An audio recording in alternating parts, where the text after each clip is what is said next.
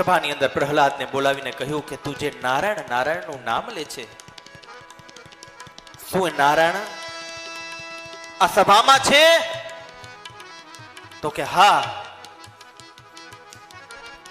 તો કોઈ શું નારાયણ મારી ગદામાં છે? તો કે હા. એ નારાયણ ક્યાં છે? તો કે પિતાજી એ નારાયણ સર્વોપરી છે, એ બધી જગ્યાએ છે, એ મારામાં પણ છે ને આપનામાં પણ છે.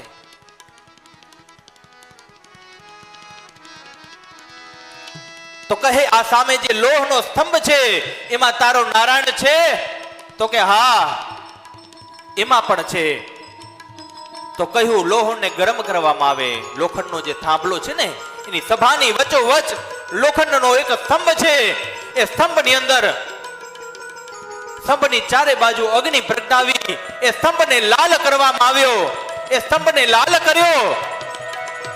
એ સ્તંભની અંદર ભગવાન છે તો કે બથભર એ સ્તંભની અંદર કટકા થયા.